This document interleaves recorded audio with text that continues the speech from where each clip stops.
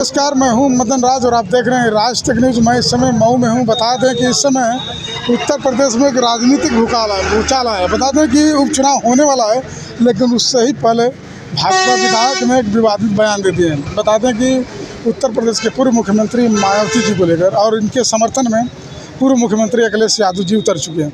तो लोग ये कह रहे हैं कि क्या 2027 में गठबंधन फिर से होगा। इसी पर हम लोग बात करेंगे। हमारे साथ कुछ लोग हैं, तो जेपी जी से पूछते हैं।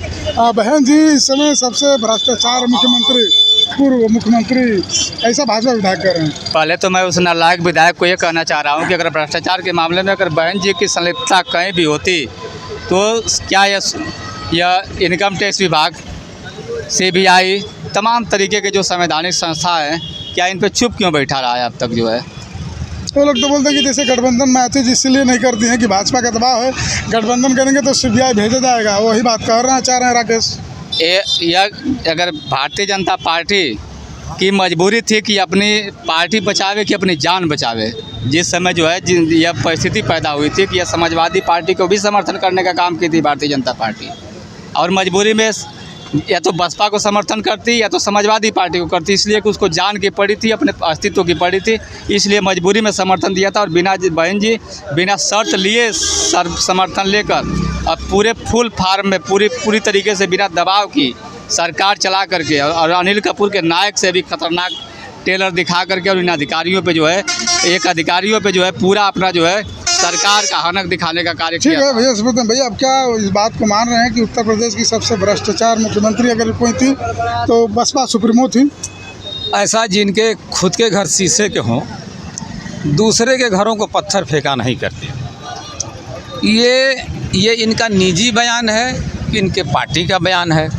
अगर इनके पार्टी का बयान है तो ऐसे अगर भ्रष्टाचारी उनको कह रहे हैं तो भ्रष्टाचारियों को समर्थन देने वाला आप समझ सकते हैं क्या हो सकता है। तो भारतीय जनता पार्टी ने उनको समर्थन दिया था। अब तो बेहतर समझें कि तो राकेश जो विधायक हैं बोले कि हमारी गलती थी कि बसपा को समर्थन देकर सरकार में लाया था। उनकी गलती थी कि उनके पार्टी की गलती थी, पहले तो स्पष्ट वो यह करें। उनकी पर्सनल भाजपा के विधायक हैं कि वो पर्सनल पार्टी बड़ी है कि वो बड़े हैं। कोई पार्टी नीति लेती है कि व्यक्ति फैसला लेता है। तो कम से कम ऐसा लांछन नहीं लगाना चाहिए, ऐसा आचरण नहीं करना चाहिए। एवं महिला को जो है महिला शक्तिकरण की बात अगर भारतीय जनता पार्टी कर रही है और महिलाओं के विकास की, महिलाओं के उत्थान की बात कर रही है, तो ऐसे कीचड़ नहीं उछालने चाहिए। अगर ऐसे कीचड़ ये उछालते हैं तो एक तरह समझिए कि इस देश की महिलाओं के साथ उन्होंने क्रूर मजाक करने का काम किया। ठीक है सर, ये बताइए कि क्या लग रहा है कि अखिलेश यादव जी समर्थन में आ गए हैं बहन जी की, तो क्या फिर गठबंधन होगा 27 में?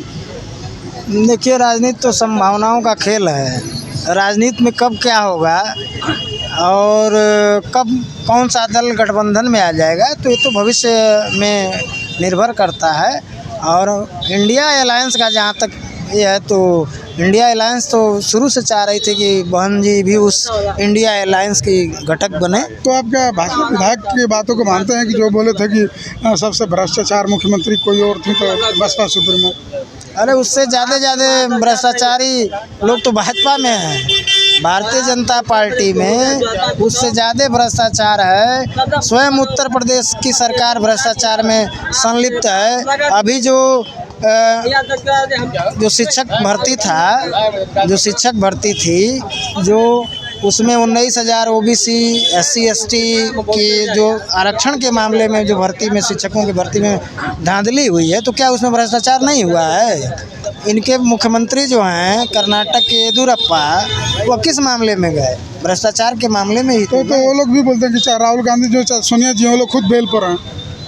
नहीं, मामले कोई आप बना करके जब आप सत्ता में आते हैं तो कोई ना कोई मामले बना करके आप उनको, यही ED ने राहुल गांधी जी को 3 दिनों तक 40 घंटे 3 दिनों में 40 घंटे से ऊपर बैठा करके पूछताछ किया। मामला नतीजा क्या हुआ? कुछ नहीं सामने आया। तो ऐसे निराधार बयान का कोई अर्थ नहीं है। ठीक है, बता दें कि एक सर्वे आया अभी जल्दी है बड़े बड़े टेलीविज़न वाला क्या कि सबसे लोकप्रिय मुख्यमंत्री योगी आदित्यनाथ जी हैं। क्या मान रहे हैं सर? अब लोकप्रिय है कि नहीं ये तो जनता के सामने है। जनता सब देख रही है, महंगाई है, बेरोजगारी है, भ्रष्टाचार है, क्या नहीं है। ये सारे लोगों के सामने शीशे की तरह है, आईने की तरह है। बुनकरी का रेट 72 रुपया था, फ्लैट रेट 400 रुपया हो गया है। अब जनता बार बार जो है यह हो रहा है, एग्ज़ाम हो रहा है, पर्चे लीक हो जा रहे हैं।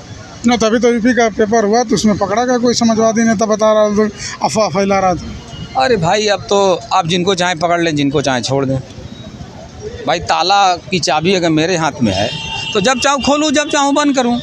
चलो ठीक है। जेपी जी, क्या लग रहा है, उपचुनाव आने वाला है तो गुफा छोड़ा जा रहा है कि वोट लेने की कोशिश समाजवादी पार्टी का, इसलिए अखिलेश यादव समर्थन कर रहे हैं बहुजन का? देखिए, हम शुरू में ही कहे थे कि जब तक इंडिया गठबंधन में बसपा का जब तक आप सहयोग नहीं लीजिएगा तब तक इन सबको हटाना बहुत दुभर है। यानी वोट के लिए समर्थन कर रहे हैं अखिलेश यादव जी। और अखिलेश यादव जी भी जानते हैं कि हमारी भी मंजिल वही है, जिन चीज़ों के, जिन समस्याओं को लेकर के लड़ने का कार्य कर रहे हैं।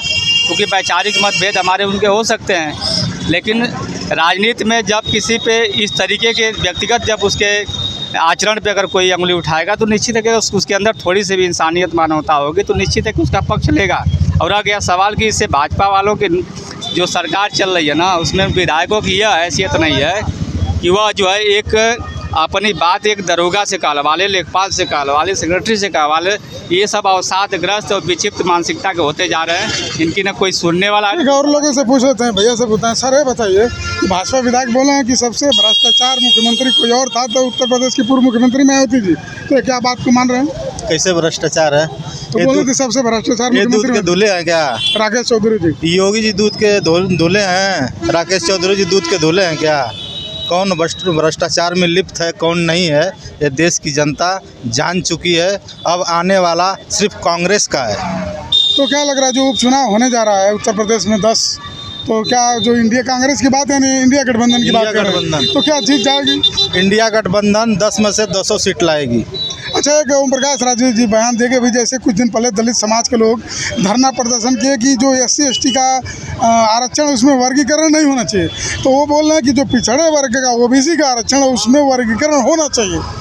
देखिए, ओम प्रकाश राजभर पहले तो बिना पेनी का लोटा है और उनका समाज, राजभर समाज ही उनको नेता मानने के लिए अब तैयार नहीं है, क्योंकि वो अपना वजूद खो चुके हैं। जो समाज का इतना बड़ा विधायक हो, मंत्री हो, अपने ही समाज को पियक्कड़ बोले, अपने ही समाज को बिना मतलब का भाषा बोले, वो समाज के लोग उसको क्या कहेंगे? वो तो मजबूरी है और एक नसीब उनको कहा जाए या तकदीर कहा जाए, लेकिन उनका समाज का आदमी उनको नेता मानने के लिए तैयार नहीं है। चलो ठीक है। बता दें कि जो उत्तर प्रदेश के पूर्व मुख्यमंत्री बहन मायावती जी के ऊपर भाजपा विधायक राकेश चौधरी का बयान था, उसको लेकर कुछ लोगों का मानना है कि कोई भी दूध का धोला नहीं है। और दूसरी बात यह है कि उपचुनाव आ रहा है उत्तर प्रदेश में, जब भी ना उसका कहा जाए कि आचार संहिता लग जाए, 10 उपचुनाव होगा।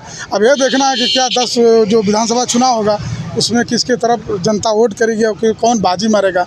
और सबसे बड़ी बात है कि कुछ दिन पहले से योगी आदित्यनाथ अयोध्या का काफ़ी दौरा कर चुके हैं, क्योंकि जो मिल की विधानसभा है अवधेश प्रसाद वहाँ से जीत कर फैजाबाद से सांसद हो गए हैं, तो सबकी नज़र मिल की विधानसभा पर रहेगी। आपकी क्या राय है कमेंट बॉक्स में ज़रूर लिखिए। ऐसी खबरों के लिए राज तक न्यूज़ चैनल देखते रहिए।